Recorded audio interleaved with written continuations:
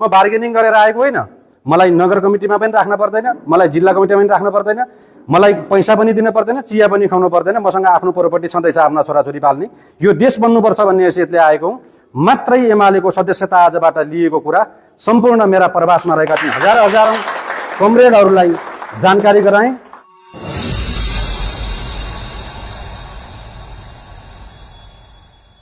उपस्थित सम्पूर्ण एमालेका अग्रज अनुज कमरेडहरूमा म कमल प्रसाद बजगाई देउडा संस्कृति संरक्षण कर्मी पनि हुँ र विगत 2054 सालमा एमालेको सदस्यता लिएको थिएँ पहिलो पटक। एमालेको ललित कुमार चलाउने हुनुहुन्थ्यो त्यति बेलाको तत्कालीन ढाको गाविस अछामको। उहाँलाई जिताउनमा अहम भूमिका खेलियो र जित्नु पनि भयो। दोस्रो पटक 56 को आम निर्वाचनमा भरतबहादुर सावद उम्मेदवार हुनुहुन्थ्यो।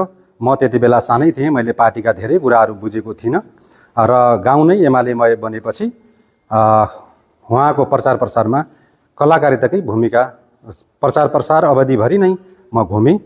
त्यसपछि त्योभन्दा उन्नत जातको माओवादी हो, यो कम्युनिस्टकै एउटा उन्नत जात हो भनौँ हामी त्यसरी भन्दा। यो देश बनाउनका लागि एमालेहरूले पनि सक्दैनन्, कङ्ग्रेसहरूले पनि सक्दैनन्, माओवादीले सक्छ।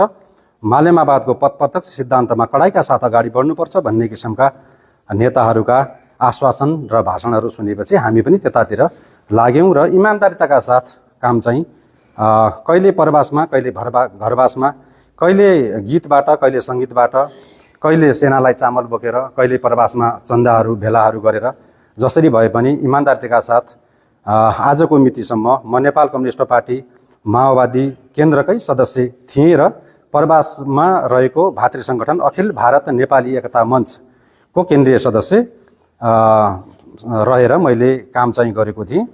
अहिले देशको यो जल्दो बल्दो स्थिति हेर्दाखेरि नेताहरू आफै फुट्ने नेताहरूले देश बनाउन सक्दैनन् भन्ने मेरो दिमागमा त्यो आयो। म इमान्दारिताका साथ देश बनाउनुपर्छ, समाज बनाउनुपर्छ भन्ने मेरो धारणा हो। यति मात्रै होइन, धेरै बोल्दा लामो होला। अछाममा बजगाई पुर्खाहरूले अहिलेसम्म कसैले भ्रष्टाचार गरेको, कसैले चेलीबेटी बलात्कार गरेको या कुनै काण्डमा मुछिएको इतिहास छैन। अछामका सभापति हरिप्रसाद भण्डारी देखि लिएर त्योभन्दा अगाडि जक्तो जोशी जिम्वाल हुनुहुन्थ्यो राणा शासनकालमा। राणा शासनकालदेखि लिएर लोकतन्त्रको पहिलो मेयर महादेव बजगाईसम्म आइपुग्दा चाहिँ भ्रष्टाचार गरेको, कुनै नराम्रो रेकर्ड गरेको त्यस्तो देखिएन। समाज सेवा नै गर्ने बजगाई पुर्खाहरूको एउटा सन्तान। मेरो बुवा पनि 2018 सालदेखि 2026 सालसम्म अछामको तत्कालीन ढाकु सेरा गाउँ पञ्चायतको प्रधान पञ्च हुनुहुन्थ्यो। अनि त्यसपछि बण्डाली प्रावि पास्तोबीको संस्थापक प्रधानाध्यापक भएर पनि काम गर्नुभयो र 2043 सालमा अछाम जिल्ला प्रौढ सङ्घको उपसभापतिको हैसियतले उहाँले काम गर्नुभयो। यहीँ भल्कामै बस्नुहुन्थ्यो 91 वर्षको उमेरमा। अस्ति भर्खरै यो माघ 23 गते देहावसान भएको कारणले म प्रवासबाट त्यता गएँ र त्यहाँबाट फर्केर भर्खरै त्यो काजक्रिया सकेर चाहिँ यता फर्केँ। त्यस कारणले मैले यो खाँदा टीका अबिर चाहिँ लगाइनँ। मलाई खाँदा टीका अबिर भन्दा पनि यो देश बन्नुपर्छ, समाज बन्नुपर्छ। म त एउटा चेतनशील प्राणी हुँ, राजनीतिक चेतनाले अलिकति उठेको। म प्रवासमा आफ्नो राम्रोसँग जिन्दगी बिताइरहेको छु। प्रवासको नाम मात्रै हो, मेरो त घर छोडेर बस्नुपर्छ भनेर। तर लाखौँ दिदीबहिनीहरूले ती प्रवासमा रोएका आँसुहरू देख्छु, प्रवासमा ती सेडहरूले ठगेका देख्छु, गाडीमा आउँदा जाँदाको त्यो दुःख देख्छु। अनि मेरो देश कहिले बन्छ भन्ने मलाई चिन्ता लागिरहन्छ। मेरो देशको संस्कृतिप्रति, मेरो देशको राजनीतिप्रति, मेरो यो लम्कीचुवा नगरपालिकाप्रति पनि मेरो धेरै नै चिन्ता र चासो हुन्छ। त्यसो भएको हुनाले मैले पछिल्लो चरणमा म सिद्धान्तले कम्युनिस्ट भएको कारणले पनि एमाले नै सक्छ। यो एमाले पहिला सक्थ्यो, एमाले राम्रै काम गरेको थियो, सुरुवात चाहिँ राम्रो गरेको थियो। पटक पटक कालखण्डमा यो नेपालको राजनीतिक परिवेशले गर्दा नै होला मनमोहन अधिकारीले पनि लामो कार्यकाल गर्न पाएनन्। त्यसपछि 1 वर्ष 2 वर्षमा सबै कुरा सेटिङ हुँदैन। यो देश एमाले नै यसको विकास गर्न सक्छ। अनि केपी ओली जस्तो दृढ नेता, साहसी नेता, चुच्चे नक्सा सार्वजनिक गर्न सक्ने नेता भारतले चाहिँ नाकाबन्दी गर्दा पनि दौरा ल्याएर बालौँला भन्ने खालको भावना भएको, आफ्नै देशको साधन र स्रोतले चाहिँ जनता चाहिँ आफ्नै देशमा सुरक्षित बाँच्न पाउनुपर्छ भन्ने खालको अडान भएको नेता। हामी त अहिले लम्कीमा कोले के गरिरहेको छ भन्ने कुरा त सबै सामाजिक सञ्जालमा बाहिर गइरहेको हुन्छ। बाहिर बुझेका हुन्छन् सबैले को ठिक छ को बेठिक छ भन्ने कुरा। त्यस्तो भएको हुनाले एमाले नै सबै कुराहरू गर्न सक्छ भन्ने मलाई चाहिँ विश्वास लागेको हुँदा म चाहिँ एमाले पार्टीमा अब यसलाई नयाँ प्रवेश ठान्नुहुन्छ कि निरन्तरता ठान्नुहुन्छ? कम्युनिस्ट पार्टीको निरन्तरता हो। अनि यदि नयाँ प्रवेश तपाईँ ठान्नुहुन्छ भने एउटा कुरा छ, म बार्गेनिङ गरेर आएको होइन। मलाई नगर कमिटीमा पनि राख्न पर्दैन, मलाई जिल्ला कमिटीमा पनि राख्न पर्दैन, मलाई पैसा पनि दिन पर्दैन, चिया पनि खुवाउनु पर्दैन, मसँग आफ्नो प्रोपर्टी छँदैछ आफ्ना छोराछोरी पाल्ने। यो देश बन्नुपर्छ भन्ने हैसियतले आएको हुँ।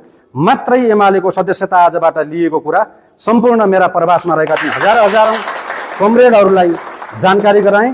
आदरणीय प्रवासका कमरेडहरू, यदि मलाई सुनिरहनु भएको छ भने देश बिग्रिने अवस्थामा छ।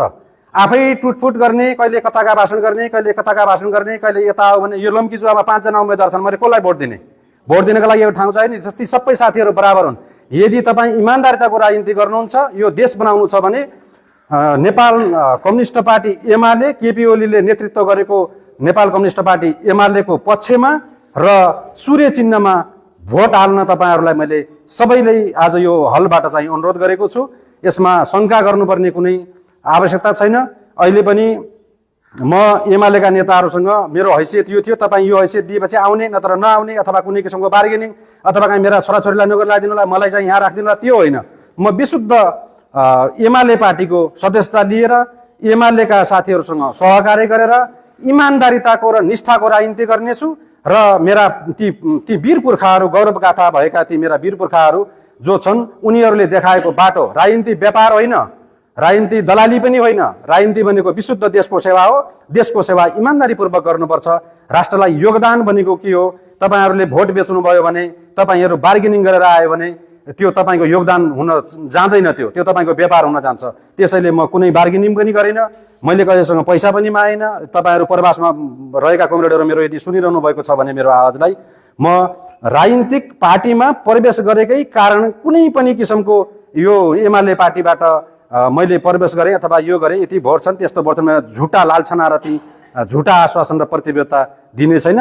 आजीवनभरि सूर्य चिन्हमा भोट गर्नेछु र एमालेको जबजको सिद्धान्तलाई, जनताको बहुदलीय जनवाद जो मदन कुमार भण्डारीले प्रतिपादन गर्नुभएको थियो, त्यो सिद्धान्तलाई आत्मसात गर्दै जीवनभरि सूर्य चिन्हमा भोट हाल्ने र एमालेको कार्यकर्ता अथवा एमालेको शुभचिन्तक, भोटर, सदस्य जे बुझ्नुहुन्छ त्यही भएर म काम गर्नेछु भन्ने प्रतिबद्धता जताउँदै अहिलेलाई म बिदा हुन्छु। हस्त, धन्यवाद।